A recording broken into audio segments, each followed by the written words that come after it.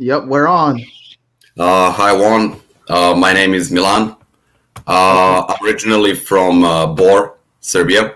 Currently living in Belgrade, the capital. And let me start with quoting George Carlin. Uh, Basically, I like people as individuals, not as a group of people. As he said, in an individual, you can see the whole universe through their eyes. I start having problem with people when they're in groups, not just as an individuals. So I don't consider myself being an atheist or Christian or even Serbian. I mean, technically, I am Serbian. I do live in Serbia, Right. but I don't give a crap about being like super Serbian guy or American or white or whatever. So I really value in individuality. Okay, yeah, that makes sense. It kind of reminds me of something that Mark Twain said. I believe it was Mark Twain who said that the world is my country. I could be wrong, but I think it was him. Yes, and regarding this whole podcast is about atheism and religion. So my point of view on that, especially here in Serbia, as we talked earlier, as in the United States, you have your social rights. You're not going to get in trouble, for being an atheist. It's pretty Right. much same here in Serbia, but it does limits your opportunities in life. As you said, Right. politics. You can't be an atheist and a politician. Right. Yeah, it's very, very hard. I mean, it's very difficult just to be a non-Christian. I think we have if we had some Muslims, successfully enter the political arena, but it's very, very uncommon. So it's not even about being an atheist. Actually, it's not even about being a non-Christian because it's hard to be a Catholic in politics. I believe it was Yeah. JFK, I believe, was the first Catholic president. So you have to not just be religious; you have to be the right religion and the right, the right brand. Kind of religion. Yes. Yeah. Mm. Here in Serbia, funny thing, but I do believe that because we're as a country Orthodox Christians, I do believe that at one point in history, religion, Christianity was actually necessary and was actually good for a certain period of time, because we were like under the Ottoman Empire for 500 years. Right. So the church played the role in basically connecting people, giving them a purpose to fight, Yeah. for our freedom and other stuff. So from that point of view, and in that point in history, it was actually a necessary. But on the other hand,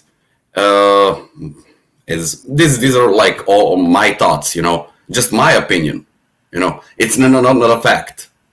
So it's like a drug, to give you a purpose. If you have to fight something that it's far more powerful than you are, you need some fake belief, so you'll have like some kind of a strength to go through.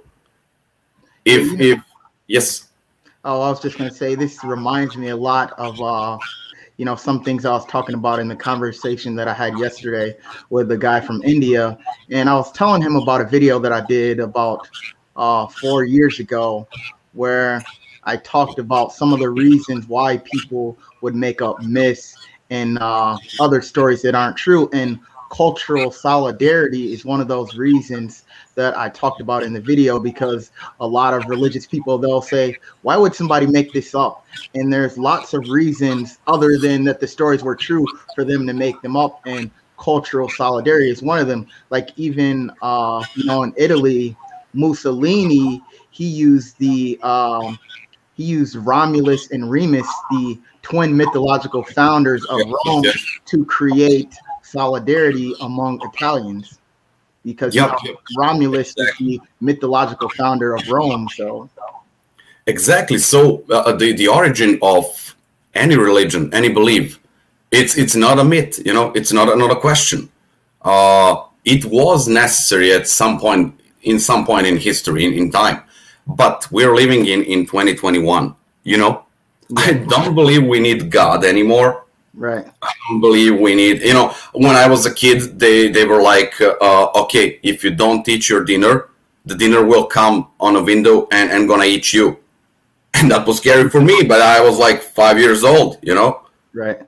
Now I'm like, okay, if I hurt somebody, if I steal something, if I kill somebody, there is a police. Society will judge me, you know? Right.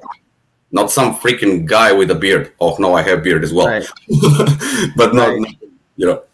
Yeah, so in my library, there's only one book that I have relating to Serbian culture, and it's about Serbian legends. I can show it to you right now. Hold on a second. Let me see. Let me see. It's, let me get it in the screen. It's Hero Tales and Legends of the Serbians. Oh, yeah. Oh, yeah. So it, you know, Prince Marko was one of the big legendary heroes. He's kind of like the King Arthur of Serbia, and he was one of the ones who fought against, you know, Muslim rule and things like that. So he was definitely. But that's not true, actually. That's not true. Actually. Yeah. He's not entirely mythological. You know, he's actually more real than King Arthur was. But there's legends surrounding him. You know, that like I think like. One legend is that his mother was a dragon or something like that, you know. So there's lots of different stories around him. But, you know, my point is, even though a lot of those stories might not be true, he was a good rallying point and a tool for cultural solidarity. Like even now, from what I've read, he's still really popular in Serbia. But listen to this. I believe you're referring to Kraljević Marko. Okay. Kraljević means king. Okay. Like royalty and stuff. But he was an actual historical figure. Right. And he was not brave at all. Yeah. He was actually the guy who bailed out from battle, from Kosovo and you know, so he was like a really weak figure in history. That's what I read. Instead of, you know, that's a Serbian mentality, you know. Instead of admitting, okay, our guy was you know, we were like, he was a son of a dragon mother. He was like killing, I don't know how many Turks, how many, you know. That's a bullshit story. And it's not too popular. You know, yeah, I mean that's kind of like what happened with Jesus. He wasn't the Messiah that they were looking for. He wasn't a great king or a warrior or a conqueror. He was somebody who got killed, you know, and so he's actually looks really weak. And so they turn him into this larger than life figure. Exactly. With the Jesus, you know, it's a kind of a different story. I honestly don't believe, I mean, I'm not that educated in this matter, but I don't actually believe Jesus was a historian figure. I mean, there is no solid proof, or I'm not aware. What's your opinion on that? Well, my opinion is that he was a historical figure just based on what I've read, and I'm not a scholar or an expert in this area either, but my favorite biblical scholar is a guy named Bart Ehrman, and he's an atheist, and his book, Jesus Interrupted, was one of the first books that I read, you know, really on the historical Jesus and things that people get wrong and, you know, misconceptions that people perpetuate, you know, like, for example, the average Christian doesn't know that we don't have any original copies of the Bible. You know, the average Christian doesn't know that none of those books of the Bible were actually written by the people whose names are on them. They're all anonymous, you know, and those names like Mark, Matthew, Luke, and John, they were just put on, you know. So, you know, things like that. And so Bart Ehrman, he's somebody who's very critical of the Bible. And he's, I feel like he's really balanced because a lot of atheists don't like him because he says that, you know, he, in his books, he never says that Jesus was not a historical figure. I believe and Jesus interrupted. It might be that book or it could be another one. He said that it is possible that he never existed, but it's very unlikely, And an example Makes sense. he used is like how some people deny the Holocaust. He said, yeah, it's possible that the whole thing was basically one big conspiracy, but is that very likely? Is that really believable? No. So yes, you got a point in that. Maybe I mean, most likely, most of the facts about Jesus as a historical figure are not actually true. But thinking on another way, there was some guy, like that, just who started all, and or who other people took as an example and made a fake Messiah out of him. Yeah. Same as Kraljević Marko, So yeah. And a lot of the word for somebody who doesn't think Jesus was a historical figure is a mythicist. So atheists are kind of divided between the mythicists and people who think he was not an actual historical figure. And Bart Ehrman, like I said, he's really balanced. So a lot of atheists don't like him because he's not a mythicist, and a lot of Christians don't like him because he's critical of the Bible, and he teaches people things that I think that a lot of Christians feel is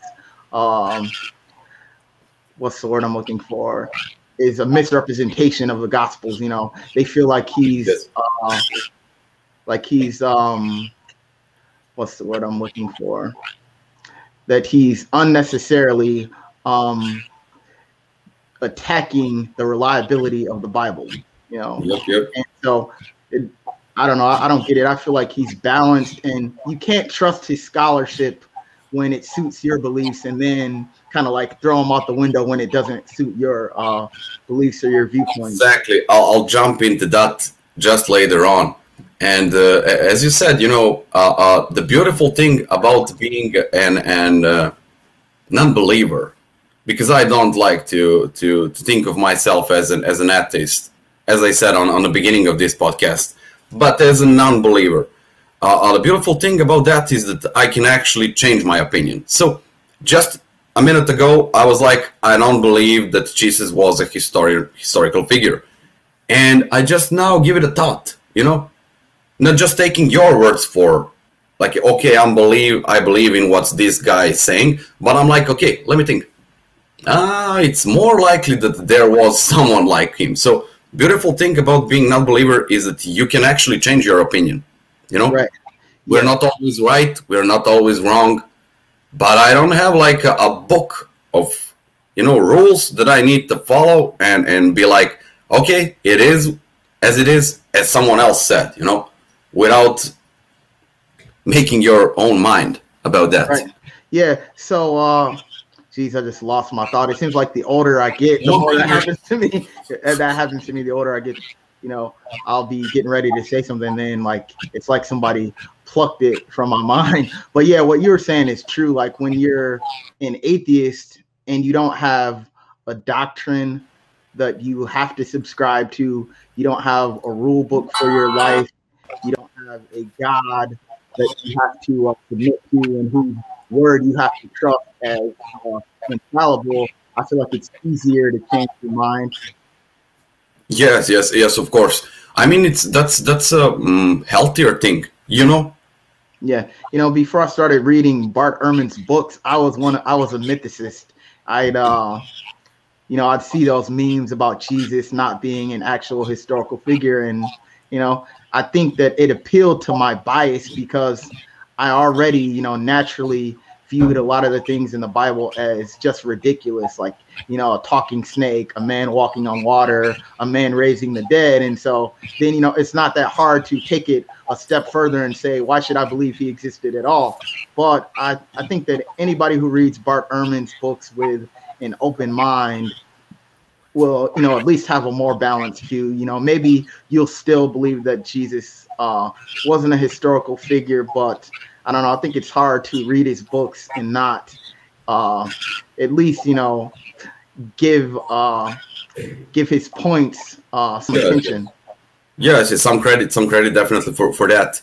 And I don't believe we as human beings are actually entitled to know everything. You know, we're like, okay, we're supreme beings on this planet.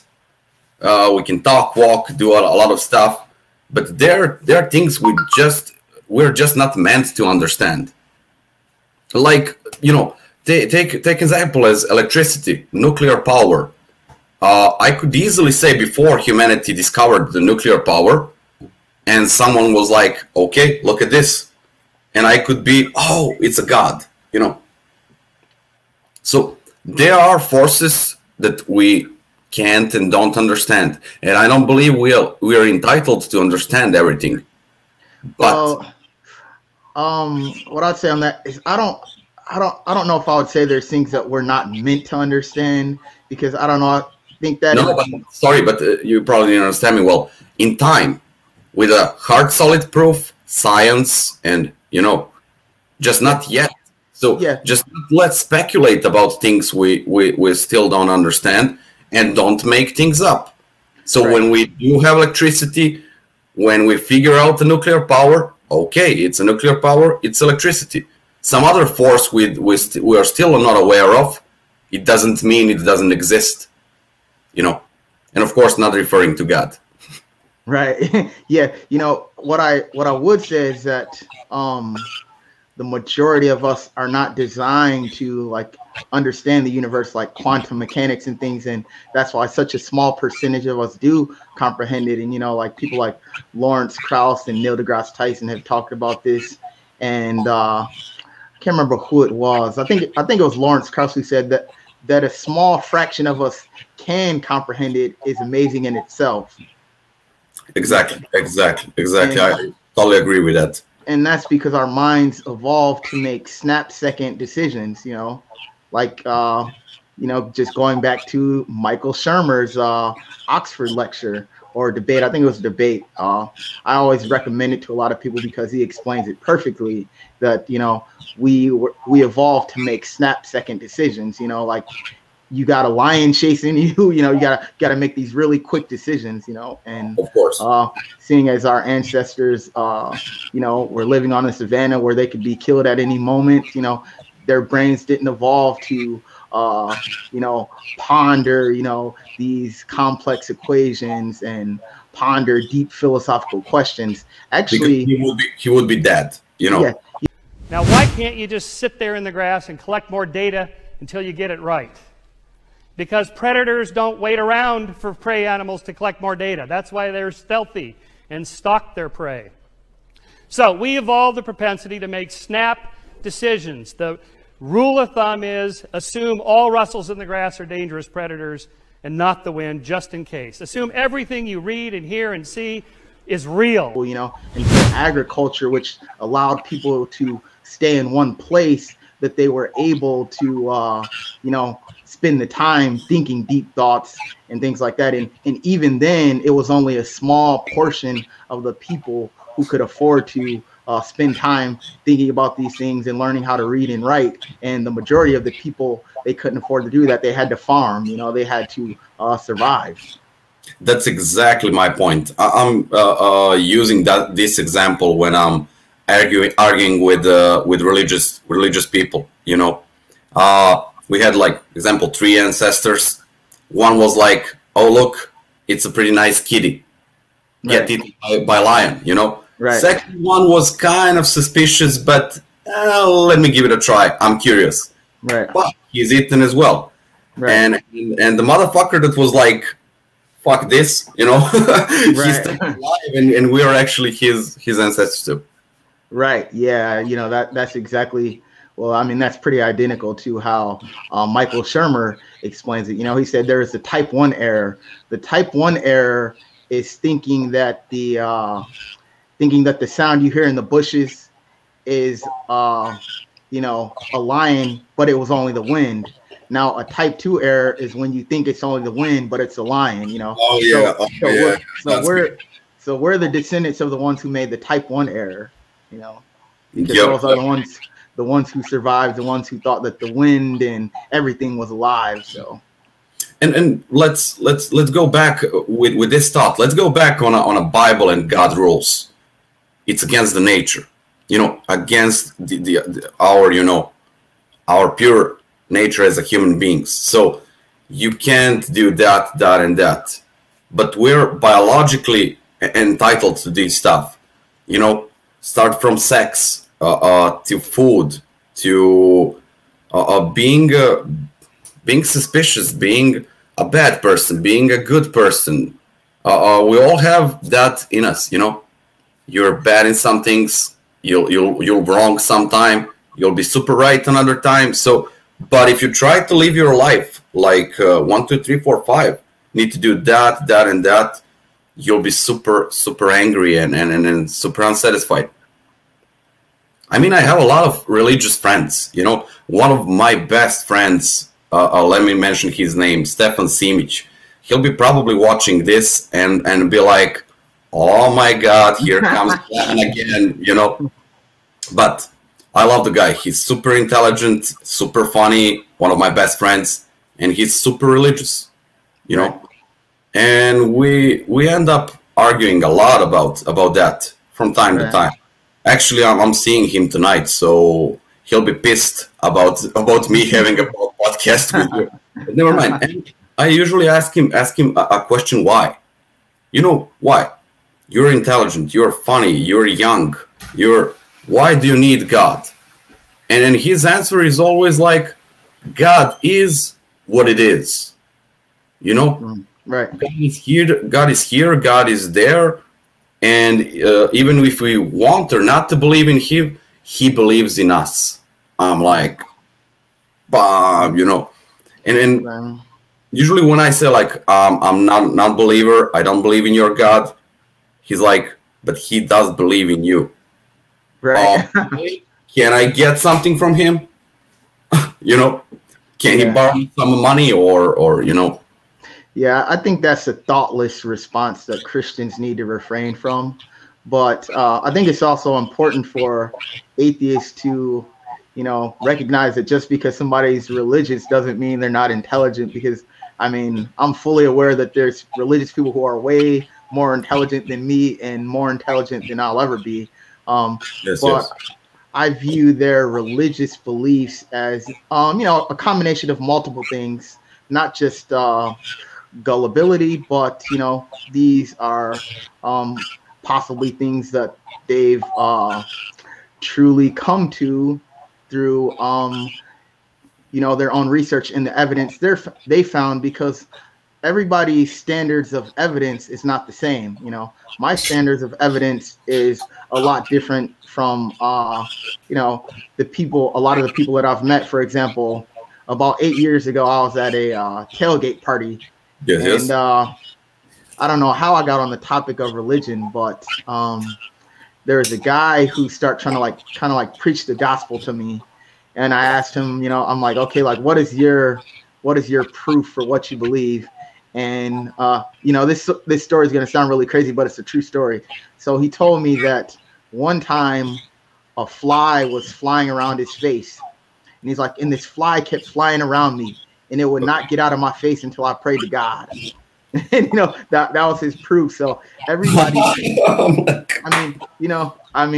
for all I know, the guy could be a genius. He could be way smarter than me.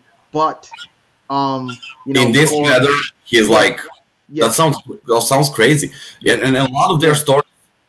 Yeah, I was just gonna say that was his standards of evidence. That he prayed and something happened when he wanted it to. So.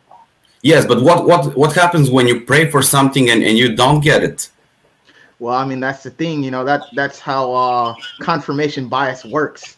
Christians and other religious people, they already know exactly what they're going to say, whatever the outcome is. If they don't get what they want, then they're going to say that it's part of God's plan, or maybe he didn't let you have what you want because he's going to let you have something better later in the future.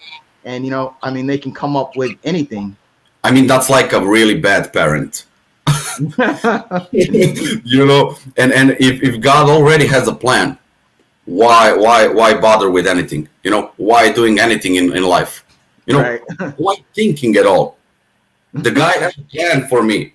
So I'll be like this, I don't have to work. I don't have to eat. You know, Yeah. doesn't make sense. And in my opinion, on why intelligent people engage in religion, it's a fear and it's a shortcut. You know, Right. You don't have to be responsible for your own choices. So okay, my friend Sima, he's religious, but God guides him. You know, and everything is a bigger picture, a God's plan. So he doesn't have to stand behind his deeds, and doesn't have to be afraid of death, of what comes next. You know, it's a shortcut, and it's shortcut created by pure fear. Yeah, I don't know if you saw one of my recent videos that I did, but I titled it "What Atheism Has to Offer," because atheism doesn't offer anything. You know, it's up to you to work on being a good person and an honest person and things like that. And in the video, I talked about how if you're religious, you never really have to take responsibility for anything. Like an example I used is a French guy named Jean-Claude Romand. I don't know if you heard of him, but he for about 18 years, he fooled his wife, his parents, and his friends, and his children into believing that he was a successful doctor. So, you know, all this time he was never a doctor, and how he was getting money is that he would tell people that he was investing their money for them, so they would give him their money. And so he appeared to be a doctor, and you know, so this goes on for 18 years, and he never got caught.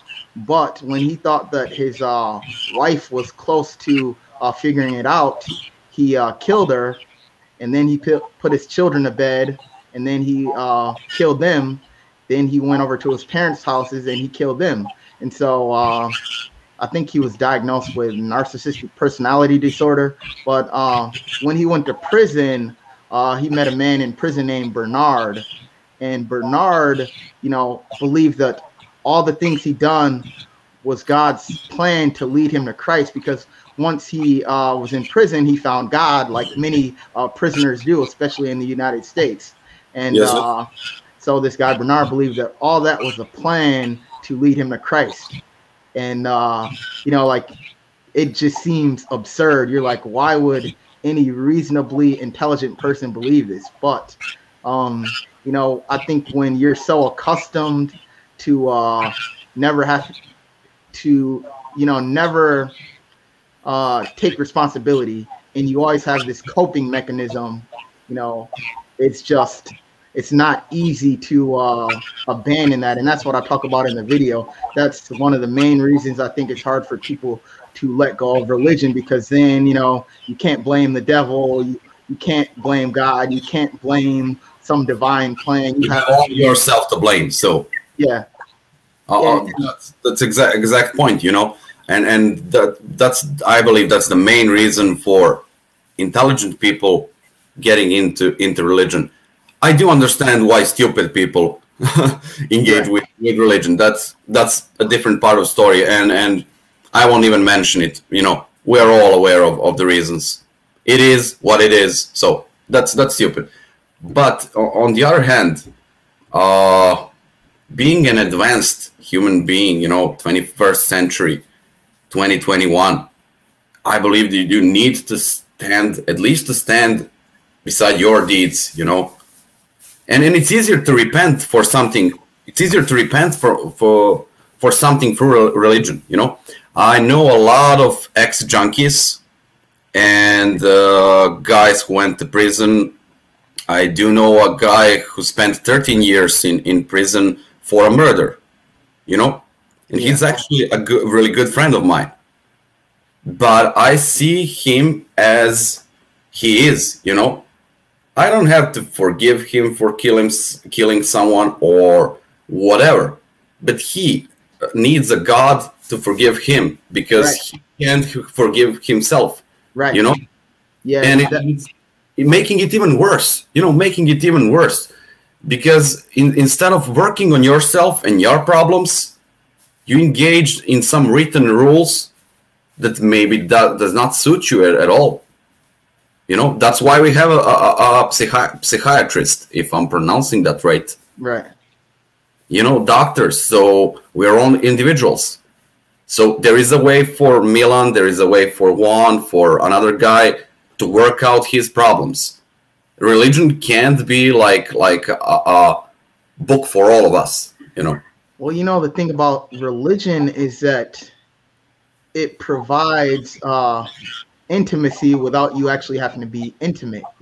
That's the thing. Like when you go to a psychiatrist, you're actually talking to a real person. You have to say it out loud. Yes. Yeah, you have to say it out loud. But with God, it's like you get to be intimate without fully being intimate. You're just speaking it out loud. It's like a diary basically. The diary's not going to talk back, and the diary's not going to scold you. The diary's not going to criticize you. You're just feeding it your thoughts. And I think that's one of the comforting things about belief in God is that, I guess unless you have some mental issues and you're hearing voices, you're not going to hear the harsh criticism that a psychiatrist or a friend or a family member might give you. It's like having a psychiatrist who always agrees with you. That's why Susan B. Anthony, she said that, I'm weary of those people who know so well what God wants because it is often what they want. Oh yeah. And I never thought of this on this way. So thank you really much for sharing. Yep.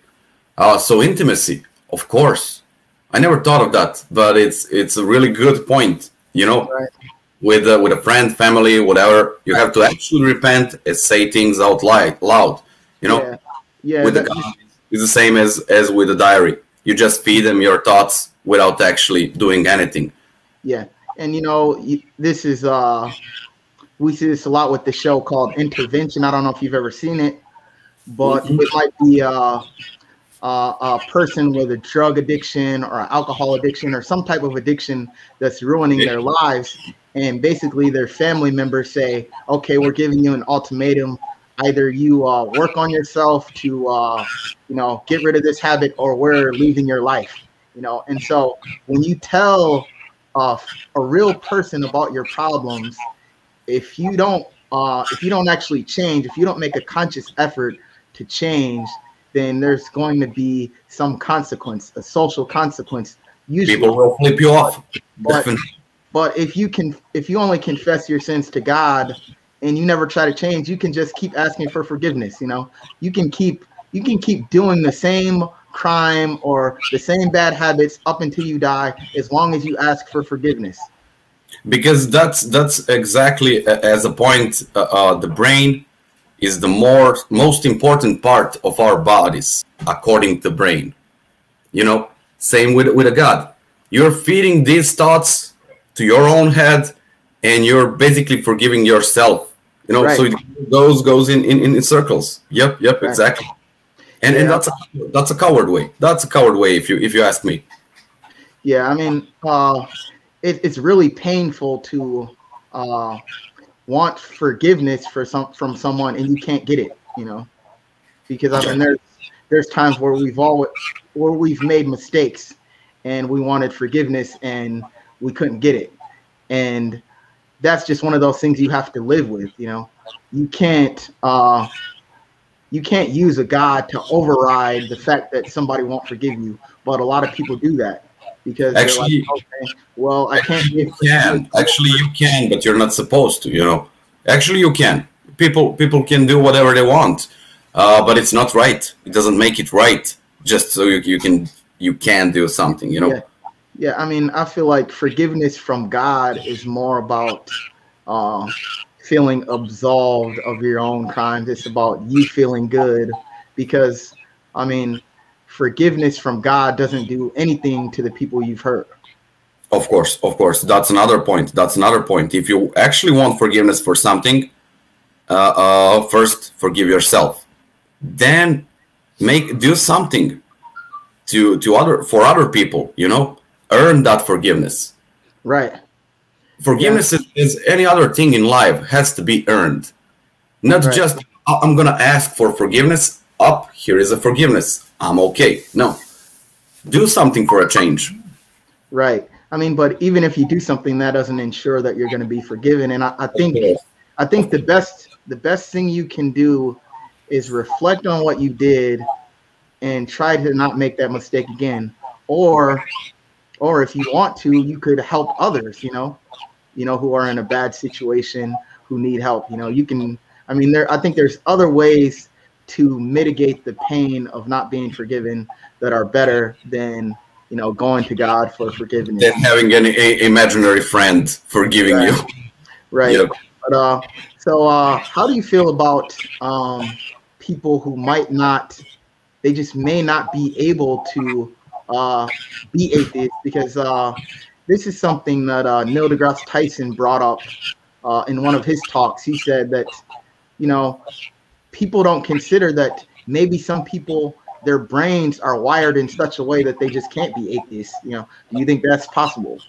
That's definitely possible. I know quite a few people that just can't change. And my thoughts on why, the question why for these people, they're just not intelligent enough. It's so deep inside of their mental structure that they just can't see the life on another way, and it can actually be dangerous for them. I know quite a few old people. I mean, if you on some magical way you were able to delete God from their minds, they would actually kill themselves, because they're spent their whole life believing that there is something after, there is something bigger than me, there is something responsible for all of this. So 70, 75 years old, 65 years old, and you're like, okay, actually being able to explain to them and convince them that there is no God, they'll be like super scared. So because all of a sudden there is all this reality, around you. You're responsible for that. I'm responsible for that. Probably nothing after we die. You don't have anything for certain. It is a life. It is a life. So I honestly do believe that there are certain people that just actually need God and can't live without God. Right. Yeah, I think it has to do more with emotional dependence than actually them not being intelligent. And also I think age matters, because if you're like in your 70s or 80s and you've believed in God your entire life, the chances of you becoming an atheist are incredibly small. Yeah. It's most likely not going to happen. So how old are you, if you don't mind me asking? I'm 35. 35. I'm 27, even if I look older. Yeah, the beard. You actually, you kind of look a little bit. You got the Rasputin look going on a little bit. Oh, thank you. Well, that's not a purpose. And usually people get me confused for a priest. Oh, yeah. Because in Serbia, Orthodox priests all have long beards, and they don't cut their beard, mustaches, anything. Pretty similar like my beard. But my reason for wearing a beard is I'm lazy. Easier for me like this, and I don't give a crap about my appearance. Is going easier for life like that. But listen to this story, really funny story about me being a supposed priest. Okay. We were drinking in some village like a few years ago, and I just arrived, and it's not my village. People don't know me there. Some granny died across the street, and they don't have their own priest in a village, so they're waiting for a priest from another village to come and to do a funeral, whatnot. And I was like, okay, can we get something to drink? We arrived, it's a party time. And one granny was like, oh, here is the priest. We've been waiting for you for a long time, blah, blah, blah, And I was like, no, I'm not the priest. And I was dressed all in black. So she was like, you are the priest. We're going to a funeral. You need to, put down this old lady. And I'm like, no. So we were driving really slow through the village, collecting money for a party that night. And all the citizens, all the people started following me because they thought I was going to a graveyard actually, and that I'm actual priest. So it was a real mess. At the end, they got angry because I can't sing like funeral songs, and I was just not able to explain to them, people, I'm not a real priest. I don't give a crap that you don't have your own priest, but I'm not a priest at all. Right. So that was a crazy story, definitely. Yeah, I mean, so you must have been kind of put on the spot, right? Yep, caught on spot. But all in the end, it was really funny. Yeah, that happened to me at a wedding because I was the only one who was like really dressed up, like dressed up really nice, and so they thought I was, they thought I was officiating. Good. And can I ask you a few questions? Oh yeah, go ahead. What was your reason for having this Facebook page, for doing these podcasts? Okay, so why do you hate God so much? Okay, well, I'm obviously gonna take that as a joke, but the main reason I made this Facebook page was to connect with like-minded individuals because, like you, most of my friends are religious, most of my family is religious, and when I started this page, it allowed me to connect with a lot of people from different places, and I was actually getting messages from people who live in like Islamic countries like Saudi Arabia and stuff like that, and they'd tell me stuff like, man, I like a lot of the stuff that you post, but I can't share it because I could be killed. And, oh yeah, that's a tough story there. Totally different story from Serbia and United States. Yeah, we at least have our freedom to express our opinion. Yeah, and so that's when I created the private group, and so that allows people to be able to like kind of like laugh, react to some things that they find funny, or post some of their doubts. And I mean, like I said, I've had people call me about like multiple different things just to talk about life or about, religion or whatever, and a lot of atheists don't have that in their lives. They don't have somebody that they can talk to who's not going to give them advice from a religious perspective. Oh yeah, that's a pretty good reason. When I was like a kid, a boy, maybe 5th, 6th grade, I was actually pretty religious. Yeah. Attending the church, what it's called in a school when you learn about God in school. I mean, a class about God. We actually do have that. So I was attending all of that, but from a certain perspective, I was like, okay, I'm young. I see that a lot of people make a lot of fuss about this, so a lot of people believing in God. So I'll be like, okay, I'm going to believe in a God, and let's see what's there, So step by step, instead of getting closer to religion and God, I was like, okay, look at this. This doesn't make sense. This doesn't make sense. And one certain point in my life, I was like, fuck this. I don't want to do anything. Don't have to do anything with this. We were like in a monastery. Right. It was a female monastery, and we were like really small kids, 5, 6, 7th grade. I'm not sure. It was a long time ago. But the main lady of the monastery was like, okay, listen, kids. So on a television, and these stupid scientists are actually teaching you that planet Earth is orbiting the sun, and that the moon goes over the planet, and the astrological facts. She was like, no, that's not true. God said that we need a planet in the middle, and everything else is circling around the planet. The sun, the moon, the other planets. And I was like, okay, but why? I mean, God created Earth, and we know as a hard proof how it goes in a universe. So why do we have sun? Why do we have moon? Why do we have other planets? To tempt you. You know, that was her answer. Yeah. Damn, you know. So you stop. That's the devil's work. So you'll stop believing in God because you start thinking about the universe. Right. And I was like, but a minute ago you said that God created Earth and ordered the sun and moon to go around the world. And when I ask question, all of a suddenly it's a devil's work. Right. Not to go through.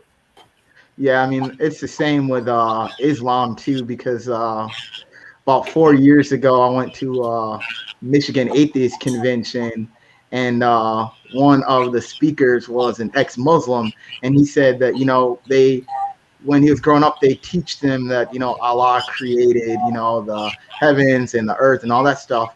But then if they would ask, like, okay, who created Allah, which many kids naturally ask those types of questions, then that was the devil. To ask anything beyond that was the devil. Oh yeah. Always like that, you know. And always these, I hate these stupid answers without any, you know, logic or anything you can actually question. Right. You're actually forbidden to question anything. Sorry, I was just sipping. It's Živeli in Serbia, so cheers. Cheers. Yep. So you're, yes. Oh yeah, what I was gonna say, I think I have a bottle of water in here, so cheers. Oh yeah, cheers. This is a domestic, a traditional Serbian drink called rakia. It's something like moonshine in United States, but it's not illegal here. It's a part of the tradition, so really good to just not to be nervous. And the other thing about this podcast and your page on Facebook, I never post anything. I don't express my opinion publicly. Okay. Like this is the first time for me. Okay. I don't like podcasts. I don't like interviews, but not in a way, you know, generally not liking interviews and podcasts. I don't like to talk.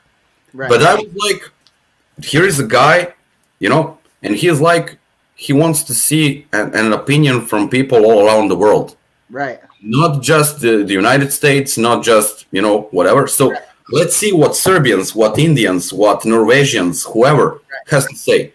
Right. And I was like, okay, this sounds fun. So well, yeah, you know, I try to be as inclusive as possible, and you know, I am a tourist. You know, I've been to 20 countries so far, and so I told you why I created the page. Now, the reason I decided to start doing this podcast is because currently there's a lot of you know, what I call the new Christian apologists, and a lot of them are putting in a lot of study. You know, they're putting in a lot of work to understand the Bible better and to argue from an intellectual perspective. You know, not just a faith-based perspective. And they feel that atheists are not stepping up to the plate. They feel that atheists are just like making fun of religion or making memes. And so this podcast is a way for us to have intellectual discussions, and so people can see that we're not just you know, we don't just have these worldviews because we hate God or we're mad at God or we want to make fun of God. You know, we have legitimate reasons, experiences for why we don't believe in these things. Yes, and I can officially say, you know, for this podcast, I have more Christian peoples, more believers that I truly love in my life than non-believers. You know, I'm surrounded by religious people, and I don't mind their beliefs as long as it doesn't affect me. You know, you can believe my friend Ilya. He's also following your page. Okay. So he's like, I do believe in a flying donkey. and I'm not gonna discuss with you about my flying monkey. I have my all small temple in my room, so I'm praying to my flying donkey. You know. Right. And as long as my flying donkey doesn't concern you, doesn't affect you, why do you give a crap? You know, that's just my thing. So I believe that's the same with religion. Go ahead, talk to God, do whatever you want, you know. just don't put that bullshit on me, you know, and just don't let that thing affect other people's life, you know. Yeah, like with the Abrahamic religions, though, by their very nature, you know, they have to proselytize. They have to try and convince others, because that's what, you know, that's what their holy books tell them to do, is to convert others, you know, to preach the gospel. And so they have a spiritual duty to try and convert you. And not everybody's like that. A lot of Christians, they you know, they keep their religion to themselves. They don't try to beat you over the head with it. And I come from a majority Christian family, and most of my friends are Christians, and, you know, I love them. I don't have any problem with them, you know, as long as they don't try to force their religion on me. And a lot of them don't have a problem with me being atheist either. You know, they judge me more by, you know, the fact that I'm honest, I don't steal, I don't freeload, and, you know, things that we can mutually agree have worth. You know. Yes. And, yes. Objectively have worth. Yeah. Yeah. Right. So I hear you. That's definitely my case as well. You know, we have a lot of things that we share that, you know, just not the religion, and it's not a big problem. I have a big problem with my father, actually, regarding the religion. Right. He was like heavy drinker up to his 37th year of life, and a gambler, and, you know, just a regular guy. Hey, I drink heavy too. I don't gamble, but I have other sins, you know. That's my thing. And all of a sudden, when he started turning 40, 44, 45, more and more, he's all of a sudden becoming religious, you know. Right. Probably to try to repent for his sins or whatever, you know, his imaginary friend. So you allow yourself to yell on your children, to yell on your wife, not to do anything over the house, and, you know, a lot of other bad stuff. But at one point you're like, oh, God will save me, God will, you know, God will provide, I love God, you know. What's the point in loving God? Okay, love God, but follow his basic rules. You know, if you do appreciate God and you're a believer, at least try to follow these simple rules. Do no harm, you know, be a good to others and stuff, you know. So most of the religious people are actually like a semi-religious, not a fully. Right. I'll take things that suits me. You know, don't kill me, that's not Christian. Don't steal anything from me, that's not Christian. But hey, look at this girl. You know, I don't have to marry her, but I would like to spend a night with her, you know. So, like, they're always balancing, you know. Yeah, I think it's like that in the United States too. The average Christian you meet is not into Christian apologetics. You know, they don't have intellectual reasons for why they believe what they believe, and even Christian apologists like Frank Turk has complained about this in his lectures. There's a really popular one he did years ago where he said that a guy came to him and he said, you know, my daughter went off to this college, and, you know, after a short period of time being there, now she says she doesn't believe in God anymore. You know, he's like, so I got in the car and I drove the 6 hours there to see her. And I said, what do you mean you don't believe in God? And, you know, he said that the reason why so many Christians go to college and they become atheists is because they've never been taught how to argue their faith from an intellectual perspective. Yep. Definitely a true story. And on the other hand, when we mention these God rules, you know, and Christians following just the portion of rules that applies to them, actually, you know, but not the whole thing. Tell me one thing. Do you know anyone who's Christian and actually didn't have sex before marriage? No, I don't. you know that's the point. The religious guy I mentioned earlier, my friend, He was a virgin up to last year. He was 26. He never had sex. And suddenly, a nice lady came, they got together, had sex, bam, easy like that. And I was like, okay, but you are a Christian. How do you explain having sex before marriage? And he was like, well, that's God's love. He connected them. I'm like, kill me, please, Yeah, so God's love looks like an attractive woman. Oh, yeah. So we the right expression was like, let me translate this from Serbian. We connected and glazed together in a fiery circle of love, overlooked by God. And I was like, ooh, don't feel. That's funny. Yep. Yeah. I mean, I don't know any. I don't know any Christians who, refrain from sex, just because they were waiting until marriage, or just because the Bible says they should, and.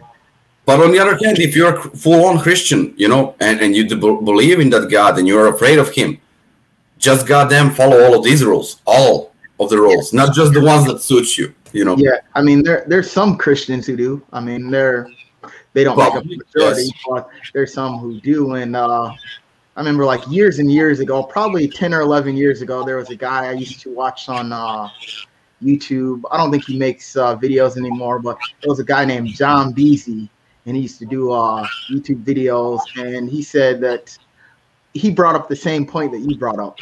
He said that, you guys are out here having premarital sex. And if God is watching you all the time, no matter where you're at, that means He's watching you have this premarital sex and you don't care. No logic, totally no logic in that. And then tell me, just going on with this story, do you know who George Carlin is? Oh, George Carlin, the comedian? Yes. Yeah. That's like my spiritual father. I love the guy, Yeah, I actually when I went to the Reason rally back in 2016, I don't know if you heard about that. It was there was one in 2012, which was an event for non-religious people. And so they get some speakers there like Lawrence Krauss, Richard Dawkins, people who are big in the skeptic community. All the big names. And, and we just get together and celebrate secularism and skepticism. And then they did another one in 2016, which is considered, to be the largest gathering of non-religious people in our history. And there was a dinner that we had the night before the main event. It was called the Reason Rally Gala dinner, and everybody was in there, like Bill Nye, Lawrence Krauss, James Randi, Dan Barker, and George Carlin's daughter was there as well. And I got to sit at the same table as her. Oh, that's a great honor. Great honor. Yeah, the next day, her speech was really great too. So if you get on YouTube and check out some of the Reason Rally speeches, you'll probably like it. I will. You asked me earlier if I watched your podcasts, episode 1, episode 2. I did not actually, because as I said, I just jumped into this thing, just seeing one of your posts. I usually like funny stuff on your page. Right. But I don't spend that much time on social networks. I don't have time.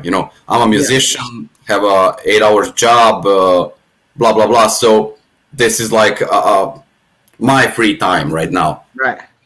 And like 30 minutes, I'll be go drinking with my friends. So always, so I don't follow the pages that much. So I never watched any of your videos, but I will certainly. Where's my point? Just lost the word.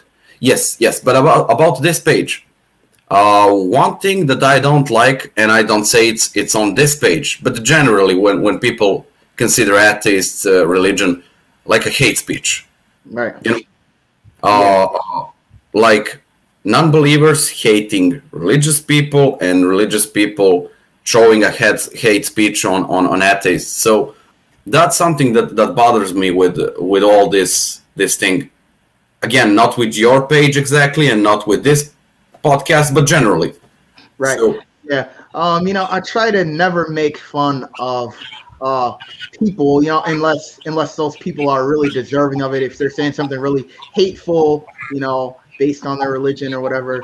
But I never try to, just attack people. I try to attack their ideas, Of course, yes. Attack the idea, don't attack the person. That's right. the whole point, But, right. But on the other hand, when you're arguing with someone, sometimes it has to go bad. But making fun and actually being engaged in a hate speech are two different things. Right. I don't mind anyone making fun of me, and I honestly don't mind making fun of anyone. So the purpose is fun, Yeah.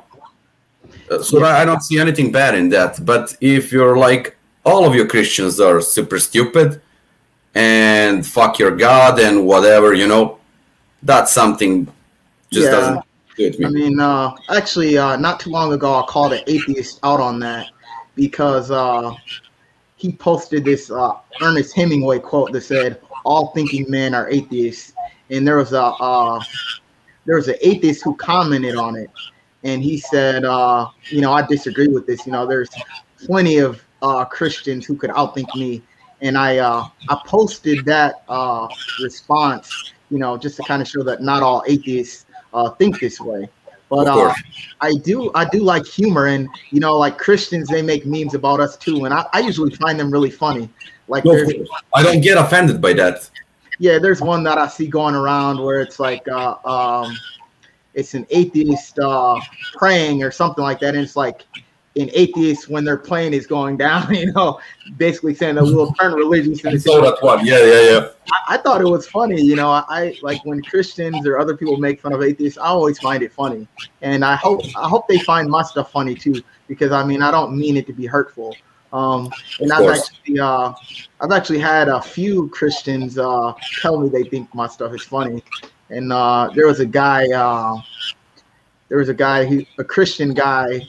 That I actually had a few phone conversations with, and I let him preach the gospel to me because he felt like if he could preach the gospel to me, that it would change my mind. And instead of me saying, "Oh, you're stupid, I'm not going to listen to this," I gave him my phone number and we talked on the phone about it.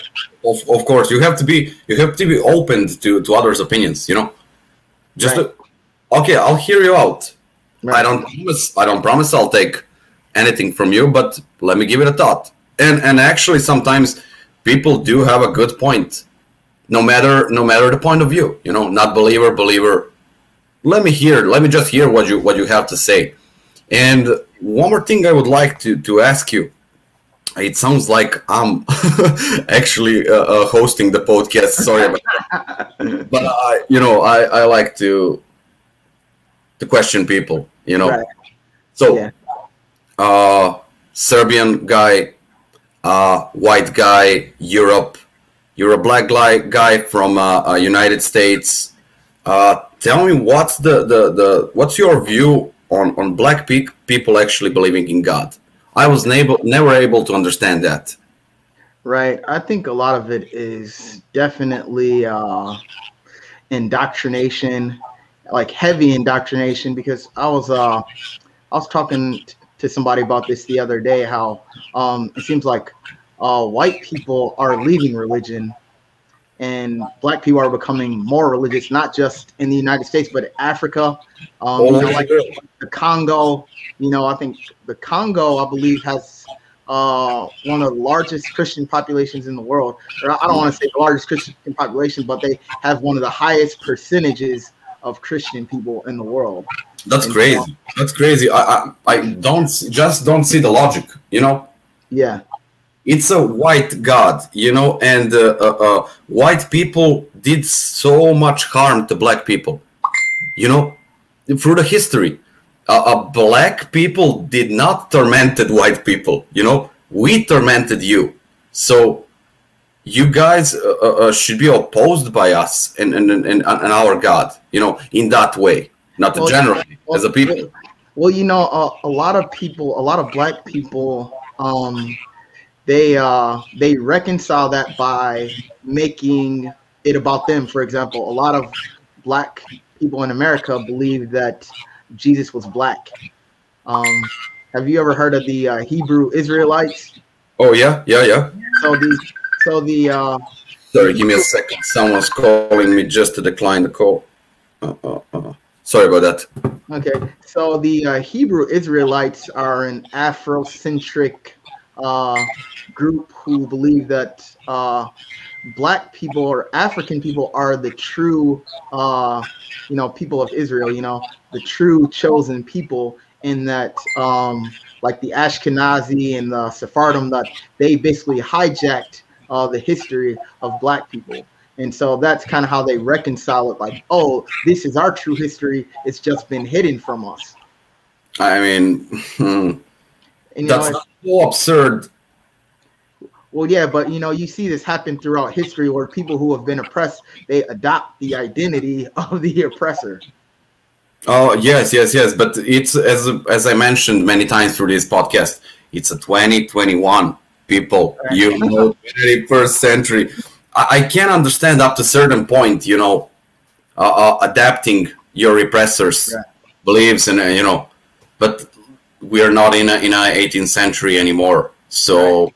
doesn't make no sense. And another thing that I do like about not religion, but I do appreciate tradition, you know. Okay.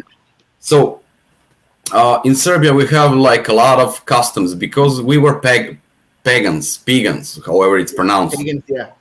Pagans, yep, before adapting a Christianity. So we had a lot of customs that are actually really fun and cool. Yeah. Black people, you know, in Africa had their own gods and religion. Ritual drumming. I just love the African ritual drumming. You know, the beats, the 4/4s, the everything. The Norwegian people having their own gods, their own traditions. So I can find myself sometimes in this stuff, but I believe that should be personal. You know. Right. It should be something that you like. For example, we in Serbia, as Orthodox Christians, we have a holiday for every saint person. So my family's saint is Saint Nicholas, Sveti Nikola. So we're like on this day we are eating only fish and we don't like eat meat, don't blah blah blah, whatever. I don't like that part, but a good part of that is that the whole family gathers together. Right. And there is like a food, there is a fun, there is a lot of drinking. So all in all, we end up getting drunk as fucks, not actually appreciating the saint guy. So it's just a thing, you know, that we do. So I do believe that every culture needs something to identify with. Yeah. To be a full-on religion, you know. And that's why that's another reason why a lot of black people you know, are Christians, I think, because of the cultural solidarity, which I mentioned earlier in the podcast. You know, like there was years ago, there was a black, well, he was an ex-pastor who was a black guy. And I cannot find this video for the life of me. I've tried to find it, but I watched it years and years ago. And he said that the culture surrounding it is one of the reasons why so many black people are religious. You know, it's like Sunday dinner at grandma's and we're all together. Things like that. You know, it's just like there's a whole culture around it, not just, you know, the belief in Jesus itself. But let's keep the cultural things, you know, the fun things, the good things. You know, that's okay with me. You know, Sunday dinner with a granny, whatever, you know. But the fun stuff, you know. Yeah. Well, a lot of people feel like they're inseparable. You know, I mean, there's like in the podcast I did yesterday, I kind of talked about how most of the Jews in America are what's called Jewish atheists. So they, you know, they celebrate Jewish holidays and things like that, but they don't believe there's a God, and things like that, and they don't feel like everybody should follow the Bible. And that's beautiful. It's beautiful because it's something that connects them, their families, and other people, all around the world, without them really having to bring God into it. And anybody can do that. They just don't realize it, Of course. That's my point. We can, me and my friends, we have like a made up, not a religion, but a made up stuff for us. So we had the two places from where I was born in Bor, city of Bor. We had like two places where we gathered together. It was a train station and my friend's grandfather called Desimir. So we were like, we want to have a jackets with double prints, just the train station and Desimir. So if we are going to have a party on a train station, the code goes like this. If we are going to Desimir, we are going to Pesto other way. So we can make up stuff, like that, but it doesn't harm anybody. It's just something that we connect over with, Right. But we are not going to press our opinion on you, or you don't have to come drink with us. You don't have to party with us. That's our thing. That's intimate, and I'm fully okay with that. Right. So how do you feel about the future of religion in Serbia? Do you think it's going to just keep increasing, or do you think it's going to eventually go on the decline? Because I think that in a lot of European countries, it's really on the decline, especially like in the UK and stuff. A lot of churches are empty right now. Well, can't say with a certainty, but from what I can see for now, it looks like it's declining.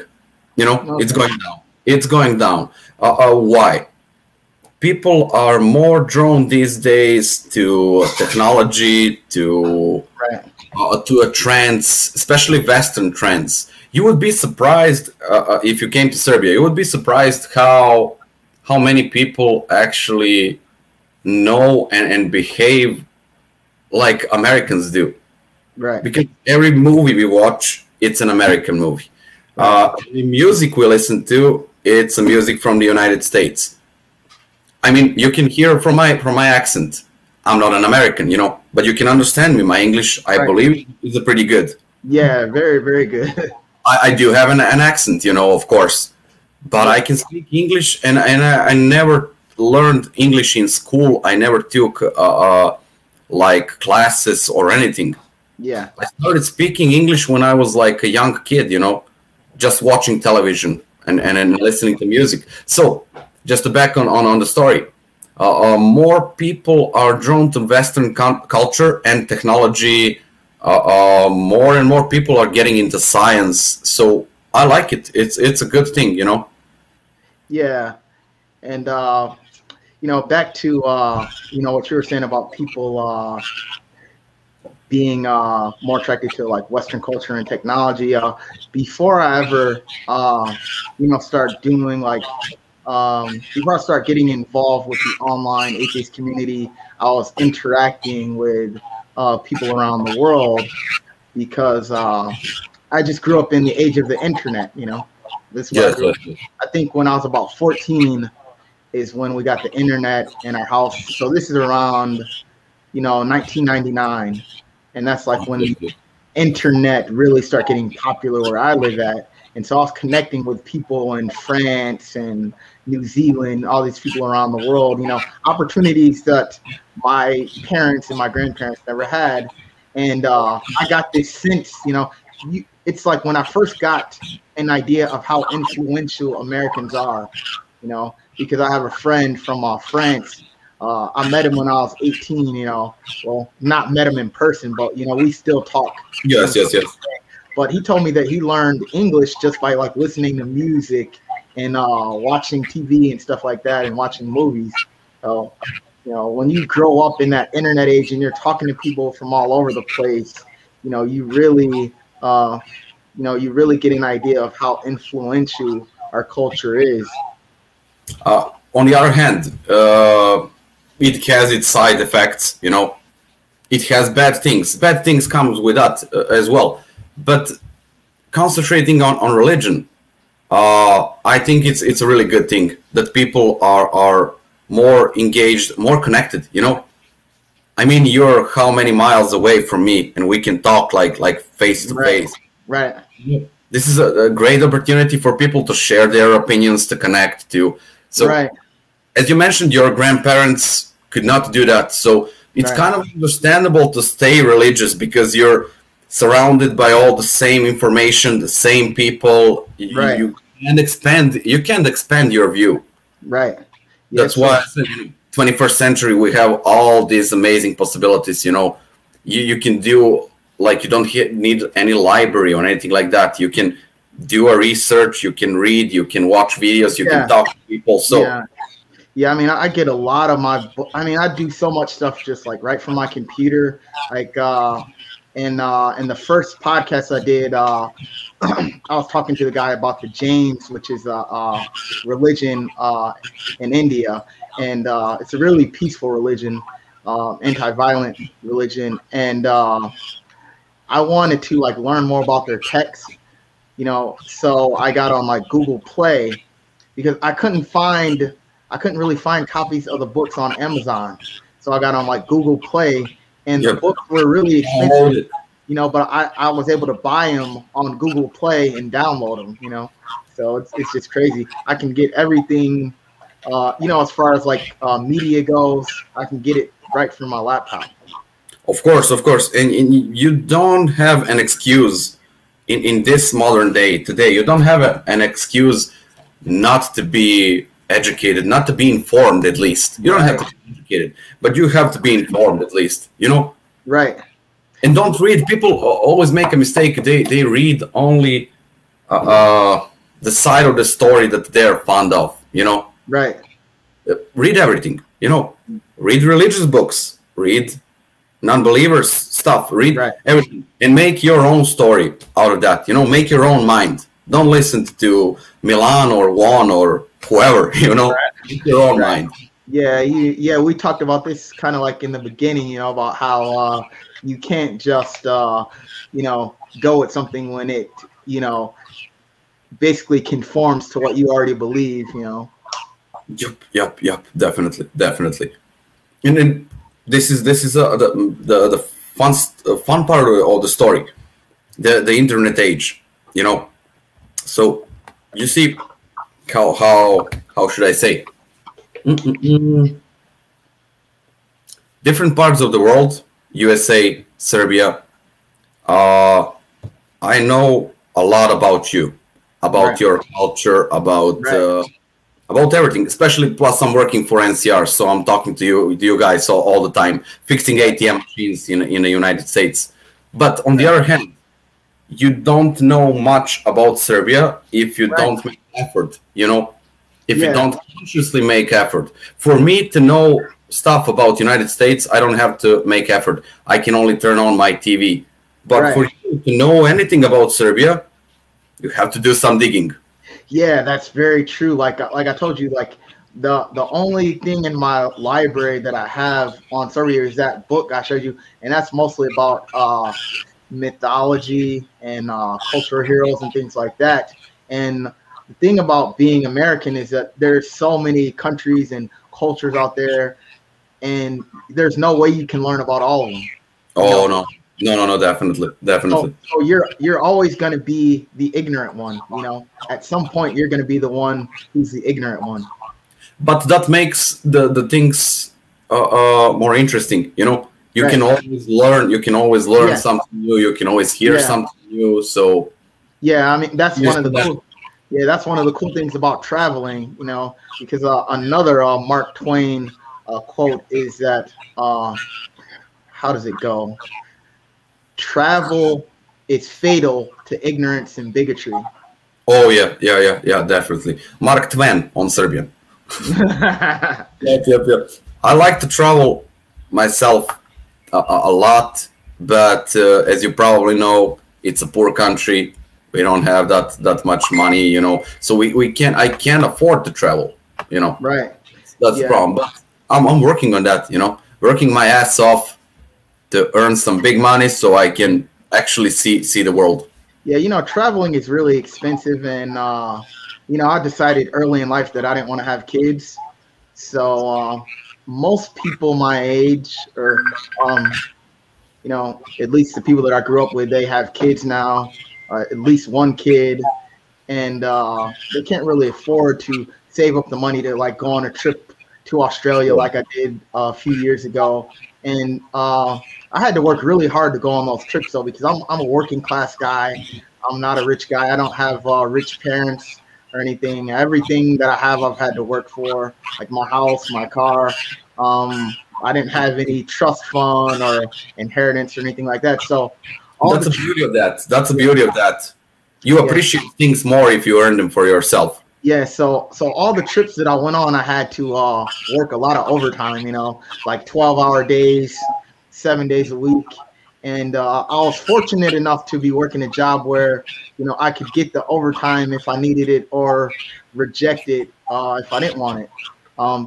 That took a while, though, because you have to have enough seniority to make that. You can't just be at a job for like a year and have those privileges, But it was nice to be able to do that when I wanted to. And people would always say, like, whenever I started working a lot, people would always joke and they'd say, "Oh, he must be going on a trip," Well, that's exactly what I'm going to do. Yeah. Yeah. If you decide to make a trip to Serbia someday, many natural beauties, you can see a nature like you never saw before. Yeah. If you're a party guy, the Serbia is the best place ever. It's cheap and we're crazy. So. Oh yeah, nothing wrong with a good party, as long as everybody's being safe and having fun, not drinking and driving, Oh, of course. I don't do that as well, Even if I do like to drink a lot, I never use my car, Oh, yeah, always the bus, always something, always being safe, Yeah. Drinking is for fun. Driving and drinking, that's for death, so. Right. Yeah, but back to Serbia being a poor country. Most of the countries I've been to are poorer than the United States, and I still had a great time. I still found the beauty in those countries, and I still met a lot of great people. Whenever I go on a trip, I make it, kind of a mission to make friends with at least one person. And usually I do, depending on the culture, because some cultures are, they're less open to foreigners than others. Yes. So it's harder to make friends. But in just about every country I've gone to, I've made at least one friend that I'm still in contact with. And so the last country I went to was Australia. And I had this Uber driver named Abhishek. His name's Abhishek Kumar. And Abhishek, a pretty common name for, I believe, Indian people. Yeah. So he was my Uber driver, and I was in Sydney, Australia, and I wanted to go to a place called Bear Island. Really beautiful place in Australia, and it was about 2.5 hours from where I was at. So me and this guy are together for like 2.5 hours. We're just talking, getting to know each other, and then we're together for 2.5 hours on the way back, and so we're talking a lot and really getting to know each other, and became Facebook friends. And I want to say about a month or so later, he was asking me when I'm coming back to Australia, and that makes me feel really good when people ask me when am I coming back. Well, that's the beauty of being open-minded, Right. Not having prejudice, not having, just deciding if the person suits you, if the person is good or bad, not by their nationality, not by their religious beliefs, not by their color of skin. Let me talk to you. Let me see what's going on here. So, right. I really much, had a really pleasant conversation to you. So, Yeah, I really enjoyed it too. Now that we're friends on Facebook, feel free to hit me up anytime. We'll stay in touch, definitely.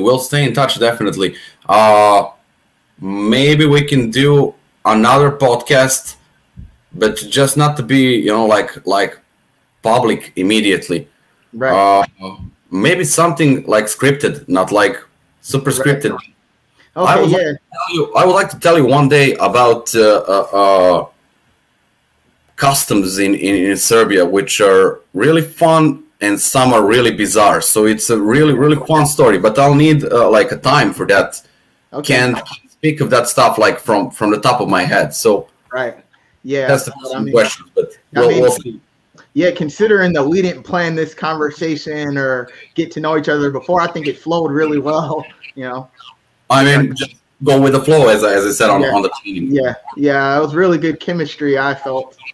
Of course.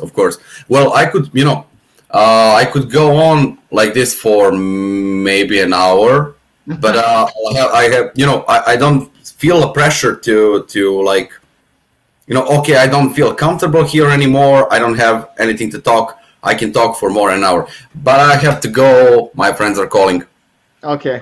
All right, man. Well, thanks for being on, man. I was glad to have you on and felt like I learned a lot and I enjoyed it a lot. So, Well, thank you. Thank you very much. Thank you very much. All right, man. Take it easy. Hey, see ya. Yep. See ya. Bye. Bye.